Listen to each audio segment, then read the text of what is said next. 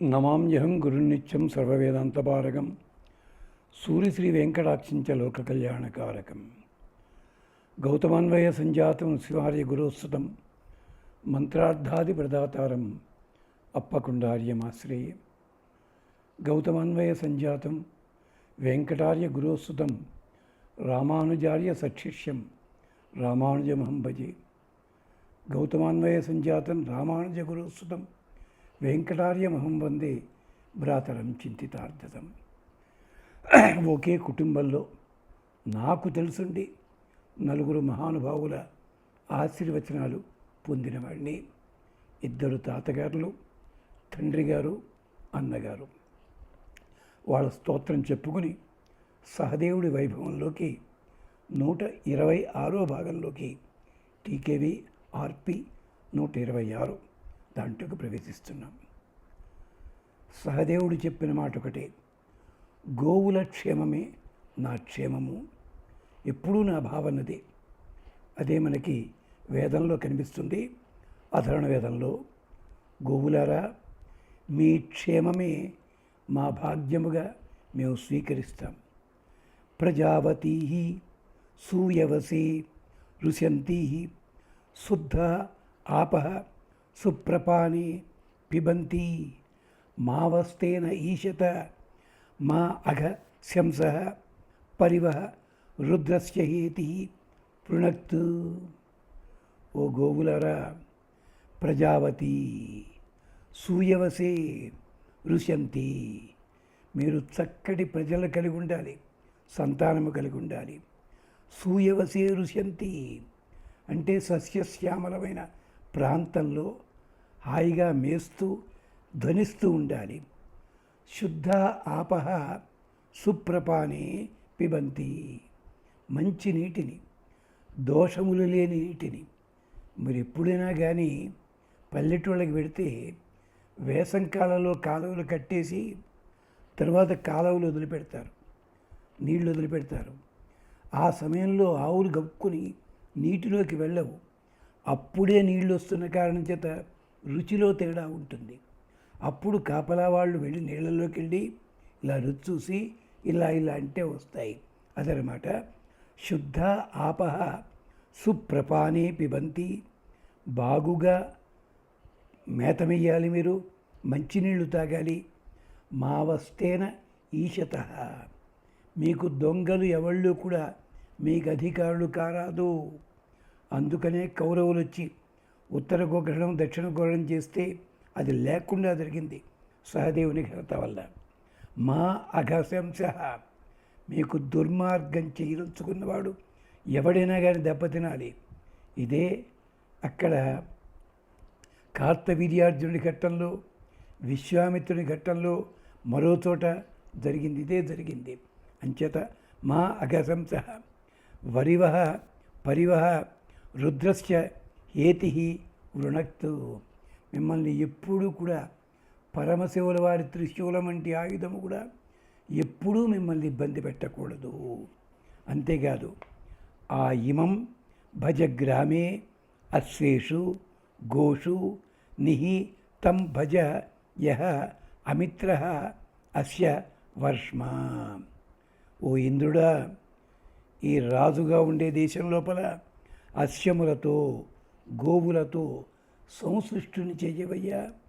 ఆ ఇమం భజ గ్రామే అశ్వేషు గోషుద నితం భజ యః అమిత్రః అస్య వర్ష్మ. ఇతనికి ఎవడైనా అమిత్రుడు శత్రువులు ఉంటే దూరం చెయ్యి. ఆ ఇంద్రాంశ ఎక్కడ? అర్జునుడే ఉన్నాడు, ఇక్కడ పాండవులు ఉన్నారు. గమనించండి, ఇది అంతరార్థము. అంతేకాదు, అయం రాజా ప్రియ ఇంద్రస్య భూయాత్, ప్రియ గవాం ఓషధీనాం పశూనాం. ఇతడు గవాం ఓషధీనాం పశూనాం, గోవులకి, పశువులకి, ఓషధులకి, వనస్పతి దేవతలకి అన్నిటికి కూడా మంచివాడు కావాలి. అయం రాజా ప్రియ ఇంద్రస్య భూయాత్, ఇంద్రుడికి. అంతే తప్ప మహానుభావుడు ఉండేవాడు. 10 కిలోమీటర్ల దూరం వెళ్ళాలంటే హెలికాప్టర్ మీద ఎడుతుంటే కింద చెట్లన్నీ నరికించేసేవాడు పాపం. ఎన్ని చెట్లు నరికేశాడు. పోనీ నువ్వు వెడుతుంటే అడ్డం వచ్చాను అనుకోవచ్చు. ఇదే ఒకప్పుడు ఖమ్మం ప్రాంతంలో కూడా జరిగాయి.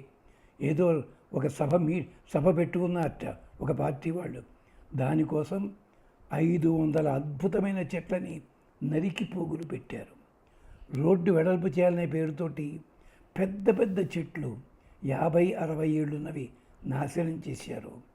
ఒకచోట మెహదీపట్నం ప్రాంతంలో చెట్లు నరకక్కర్లేకుండానే 2 పక్కల రోడ్డు వేస్తే మార్నింగ్ వాక్ కూడా ఈవినింగ్ ఉపయోగిస్తుందని చెప్పి ఒక పెద్ద ఇంజనీరు శ్రీమాన్ రాఘవాచార్య గారిని ఆయన డిజైన్ చేస్తే ఎన్టీ రామారావు గారి టైంలో ఆ ఫైలు పక్కకి పెట్టి ఆ చెట్లన్నీ నరికి 15 కిలోమీటర్ల దూరం అద్భుతమైన చెట్లు నరికి పోగులు పెట్టారు.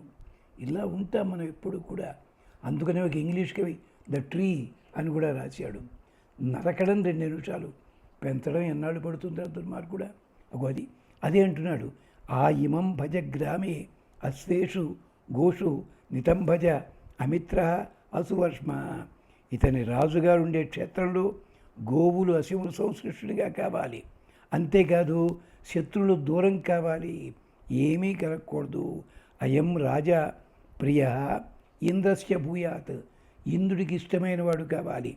ప్రియ గవాం ఓషధీనాం పశూనాం. వీటన్నిటికి కూడా ప్రియుడు కావాలి. అంతేకాదు గోవుని బంధించాలంటే 12 పోగులున్న త్రాటిని పేని కట్టాల్సి ఉంటుందని అధర్వణ వేదం చెప్తుంది. ఇది దానికి మళ్ళీ మంత్రాలు ఉన్నాయి. 12 పోగులు దేనికి? 10 ఇంద్రియములు, బుద్ధి, మనస్సు. దీనికోసం మళ్ళీ 12కి 12 మంది దేవతలు ఉన్నారు. ఎవళ్ళు వాళ్ళు? 12 ఆదిత్యులు.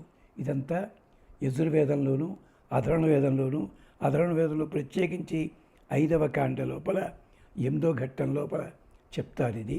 అది ఇప్పుడు మాట్లాడటలేదు మనం. అలాగే తాళ్ళని బట్టి, తాళ్ళ సైజుని బట్టి ఆ గోవుకి ఎద్దుకి యజమాని ఉన్నాడా లేదా గుర్తుపడతారు. అది విశేషం. అశోకుడి కాలంలో, కనిష్కుడి కాలంలో ఇలాగ గొడ్లకి కట్టేవారని చెప్పి చరిత్రలో చదువుకుని ఉంటారు. అది ఎందుకు కట్టారో వాడికి తెలియదు. ఇక ఈ కారణం చేత ఇది ఉంది. అలాగే కామధేనువుకి ఋషులు చేసిన ప్రార్థన చెప్పుకున్నాం కదా. ఏమిటది? ఆప్యాయత్వం అగ్నియ దేవభాగం ఊర్జస్వతి పయస్వతి ప్రజావతి అనమీవ అయక్ష్మ మావస్తేన ఈశతతమ అగంశంసో రుద్రస్య హేతి పరివునక్తు ధ్రువ అస్మిన్ గోపతౌ స్యాత బహ్వీ. ఆఖరికి ఆవు దూడని అదిలిస్తూ ఆవుని తీసుకొని వస్తూ దర్భలు కోస్తూ చెప్పే మంత్రం ఉంటుంది. ఈశోర్జేత్వా వాయవస్తో వాయవస్థ. ఈశోర్జేత్వా వాయ అన్నతోట ఆ పదం సరిగ్గా కలుపుతుండడంతో అది కాస్త తువ్వాయ అయ్యింది దూడ కోసం అని చెప్పి. తెలుగులో మన వాళ్ళు చాలా తెలియగలిగిన వాళ్ళు. ఏ పదాలు ఎక్కడ పట్టుకోవాలో అక్కడ పట్టుకుని తీసుకొస్తారు. ఓసారి నా పేరు మార్చాడు మా వాడోడు. జర్మనీ వెడుతురు కానీ పేరు మార్చుకోండి అని. విఆర్ కెండాల్ టీ అన్నాడు. ఇదేమిటిరా అన్న? టీకేవి కందాళ వెంకటరామ అంటే విఆర్ కెండాల్ టీట. నీకు కర్మరాలైనా అనుకున్నా. ఇలా మనం తెలుగు వాళ్ళకి ఈ జబ్బులన్నీ ఉంటాయి. అక్కడ పాలు పితకడానికి 5 రకాల మంత్రాలు ఉన్నాయి. 5 రకాల ఉంటాయి మనకి మంత్రములు అక్కడ వరుసగాను. అది విశేషం అక్కడ. ఏమిటది? ఆ పాలు పితికేటప్పుడు ఉంటుంది ఒక మాట. ఏమిటా మాట అంటే గోవులన్నిటికీ కూడా ప్రార్థన చేస్తూ అక్కడుంది. యజుర్వేదంలో ఒక చోట ఈ 5 స్టేజెస్ చెప్తారు. యజ్ఞో వై సూనృత ఆశ్రావైచ్చేవ ఏనం ఆహ్వయంతు. గోవుని పిలవాలి, ఆహ్వానించాలి పాలు పితకడానికి. ఆశ్రావయ అనే మంత్రంతో పిలవాలి. దీంట్లో 5 దశలు ఉంటాయి. ఒకటేమిటి? ఆశ్రావయ అని పిలవాలి. రెండవది అస్తు శ్రౌషట్, దూడని వదలాలి. ఆ మంత్రాలు వేరే ఉన్నాయి. యజ ఇతి ఉదనైషీత్, దోహన పాత్ర పైకెత్తుకోవాలి ఈ మంత్రం చదువుతూ. అలాగే ఏ జామయే ఇది ఉపాసదత్, అదిగో ఆ మాట అంటూ పొదుగు దగ్గర చతికిలబడాలి. వషట్కారేణ దోగ్ధి, వషట్కారం అనే మంత్రం ఉంది. ఆ మంత్రంతో పాలు పితకాలి. 5 స్టేజెస్ ఉంటాయి ఇక్కడ పాలు పితకడానికి, అంతే. మరి గోపాలకులండి, వాళ్ళకి లేదు, అవసరం లేదు. అక్కడ గుడి లోపల పాలు పితికే టైంకి మంత్రాలు చదువుతుంటారు వాళ్ళు, ఇప్పటికీ అలవాటు ఉంది. నవనీతం అంటాం దాన్ని. నవనీతం అంటే ఏం జరిగింది? 9 దశలు దాటిన తర్వాత వస్తుంది. 1 గడ్డి తినుట, నెమరు వేయుట, జీర్ణము చేయాలి. ఇది అయ్యిందా? ఆంత్రచూషకముల లోపల పాలుగా మారాలి. దూడ స్పర్శ తగలాలి, అది పితకాలి, ఆ పాలు కాచాలి, మీగడ రావాలి. ఇంత కలిస్తే వాత్సల్యం ఉంటుంది. అందుకని నవనీతము. ఆవు నేతితో దీపం పెట్టండి అంటే ఆవు నేతి లోపల వాత్సల్యం ఉంది, ప్రేమ ఉంది. నూనె లోపల బలవంతాన్ని పిండాలి, దాన్ని రాళ్ల మధ్య వేసి. అందుకని నూనెని వాడరు. గోవు యొక్క దీంతో వేయడంలో అంతరార్థం వాత్సల్యం చూపించడం. వత్స అంటే అప్పుడే పుట్టిన లేగదూడ, దాని ఒంటిన నానా కస్పెల ఉంటుంది. అది కనుక రైతు ముట్టుకుంటే వాడికి ధనుర్వాత వచ్చి చచ్చిపోతాడు. కానీ ఆ ఒంటిండా రక్తం ఇదంతా ఉంటుంది. ఆవు దగ్గరికి తీసుకొని నాలికతో నాకి లోపలికి తీసుకుంటుంది. అప్పుడు దూడ లేచి నిలబడుతుంది. అప్పుడు రైతు పెడతాడు, కాపలాదాడు పెడతాడు. ఆ గిట్టెల దగ్గర గోళ్ళు లాంటివి ఉంటాయి, అవి కత్తిరించి ధాన్యంలో కలిపి ఆవుకి పెడతాడు. అప్పుడు పాలు చెబుతుంది. ఇదంతా పెద్ద కథ. ఇదొకప్పటి కథల్లో సూచించారు, మన వాళ్ళు చదవరు. అంచేత గోరూపం అన్నది 2 రకాలుగా ఉపయోగిస్తుంది. ఎలాగంటే పూర్వార్థేన అనడ్వాన్ భునక్తి, జగనార్థేన ధేనుహు. ముందు భాగంతో ఆవు, ముందు భాగంతో ఎద్దు, వెనక భాగంతో ఆవు. ఎన్ని రకాలుగా స్తుతించగలమయ్యా? గోస్తుతని చెప్పి వేదమంత్రంలో ఉన్నాయి. ఇది మహానుభావుడు సహదేవుడికి బాగా తెలిసి ఉన్నదే. నమస్తే జాయమానాయై జాతాయ ఉతతే నమః, బాలేభ్యః శఫేభ్యః రూపాయ అగ్నేతే నమః. అగ్ని అంటే ఆవు, ఎవరి చేత కూడా హింసించబడనిది. చాలామంది గోరక్షణ సమితిని పెట్టుకుంటారు. ఒక్కళ్ళైనా ఈ వేదమంత్రాలని తీసుకుని ప్రచారం చేసి 10 మందికి ఉపయోగించేలా చెప్పచ్చే? ఎవడు చెప్పడు. ఎంతసేపు సర్వదేవతా స్వరూపం బొమ్మలు గీసే చూరుకుంటారు. ఇది ఎందుకు చెప్పరండి? ఒక గోవు లోపల 87 మంది దేవతలు ఉంటారు. ఇప్పుడు గమనించారా మీరు? ఎప్పుడైనాను చూసుకోవాలి. అది విశేషం ఇక్కడ. అంచేత అది ఇంకోసారి చెప్పబోతున్నాం. దాంట్లో ఉన్నది నమస్తే జాయమానాయై, పుట్టబోతున్న దానికి, జాతాయై ఉతనే నమః, పుట్టిన దానికి క్షేమం కలగాలి. బాలేభ్య శఫేభ్య, బాలేభ్య అంటే వెంట్రుకలున్నాయి, వాటికి క్షేమం కలగాలి. శఫేభ్య గిట్టలు, రూపాయ ఆ రూపానికి, ఇంతకీ కూడా అగ్నితే నమః. ఇక పాలు పుష్కలంగా ఉండాలి అని ప్రార్థన చేస్తూ శతం కంసా శతం దోగ్ధార శతం గోప్తార అధిపృష్టే అస్య ఏ దేవా అస్యాం ప్రాణంతి తే వశాం విదుః ఏకదా. వశ అంటే ఆవు, అందరినీ వశము చేసుకున్నది, అందరికీ వశమయ్యేది. శతం కంసా, కంస అంటే పాలు నింపే కుండలు 100 ఉండుగాక. శతం దోగ్ధార, పాలు పితకడానికి ఒకళ్ళిద్దరు కాదు, 100 మంది కావాలి. ఇది కూడా తిరుప్పావైలో చెప్పారు. ఆ పశువుల శాలలోకి తెంగిని ఆడలాం అని చెప్తూ వెళ్ళి భయపడకుండా లోపలికి వెళ్ళి పాలు పితకాలి. ఒక్క కావు పాలు పితకడానికి నరకం అవుతుంది. అంతే తప్ప కూర్చుని మిషన్లు పెట్టి పితకడం కాదు అక్కడ. అందుకని శతం దోగ్ధార శతం గోప్తార, ఆ రక్షించేవాడు కూడా 100 మంది ఉండాలి.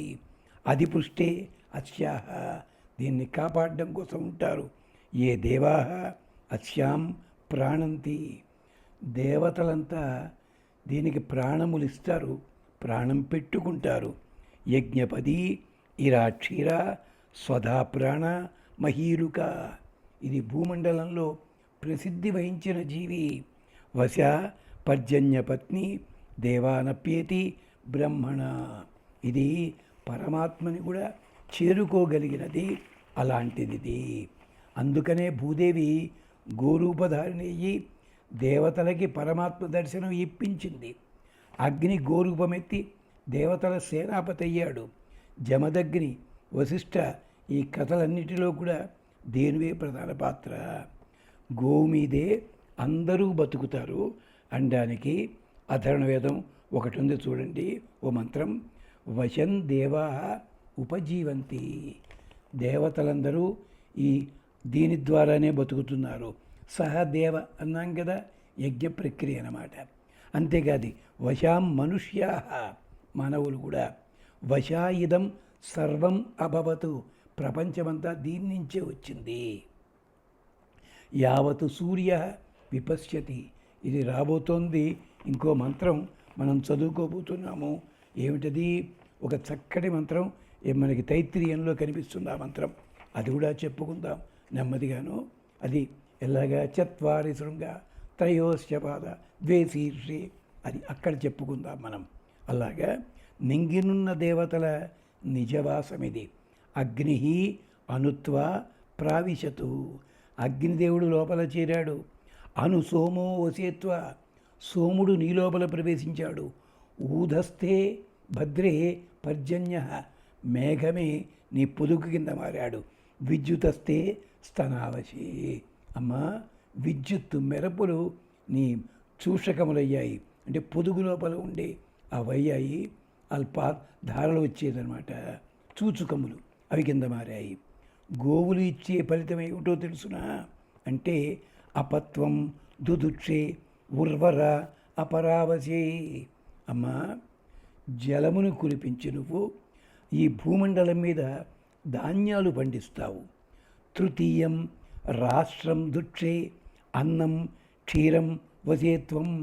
మూడవ దాని వల్ల రాష్ట్రమునకు అంటే పాలను ఇస్తావు, ధాన్యాలను ఇస్తావు, బలాన్ని ఇస్తావు, ప్రజల్ని బతికిస్తావు.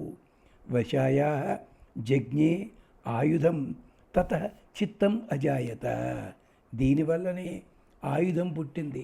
చేత రాక్షసుని చంపడానికి ఇంద్రాది దేవతలకు ఆయుధాలు ఎక్కడి నుంచి వచ్చాయి? ఇక్కడి నుంచే వచ్చాయి. జమదగ్ని కథలో అదే, వశిష్ఠుడి కథలో అదే జరిగింది.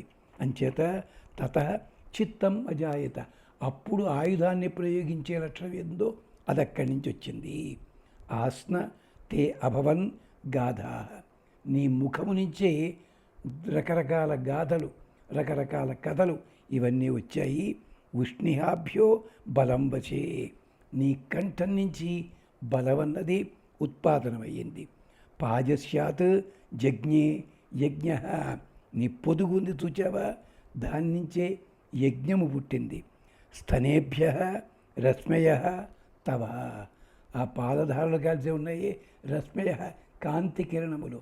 ఆ కాంతి అంతా ఆ పాల వల్లే వస్తుంది. ఈర్మాభ్యాం అయనం అజాయత, నీ తొడల వల్లనే నడక ఎలాగన్నది నిన్ను చూసి మానవులు నేర్చుకున్నారు. అది అంతేకాదు అయనం జాతం శక్తిభ్యాం చ వశేతన, అంతేకాదు నీ పాదాల నుంచి కూడా నడకొచ్చింది. ఆంత్రేభ్య జజ్ఞరే అత్రాహ ఉదరాత్ అధివీరుద, నీ ఆంత్రముల నుండి ఉదరము నుంచి రకరకాల పుష్కలములైన వనస్పతులన్నీ పుట్టాయి. అది చతుర్థ రేతో అభవత్ వశాయ, అప్పుడు నీ నుంచి రేతస్సు 4 రకాలుగా, అంటే నీరు, అమృతము, యజ్ఞము, పశువులు, ఇవన్నీ కూడా రేతస్సు 4 రూపాలుగా వచ్చింది. ఆపస్తురీయం, అమృతం తురీయం, యజ్ఞ తురీయం, పశవ తురీయం. ఇదయ్యా 4 అంటే మొదటగా నీరు, తర్వాత అమృతము, తర్వాత యజ్ఞము, తర్వాత లక్షణం కలిగిన పశువు. ఇది ఇంత విశేషం కలిగినది. నిన్ను మేము ప్రార్థన చేస్తున్నాము, రక్షించవమ్మా మహాతల్లి అని ప్రార్థన చేస్తాడు. అందుకని సహదేవుడు అమ్మవారి వైభవాన్ని చెప్తూ గోవు వైభవం ఇంత చెప్తాడు. ఇది విశేషం. మళ్ళీ మాట్లాడుకుందాం మరి కొన్ని విశేషాలు. స్వస్తి.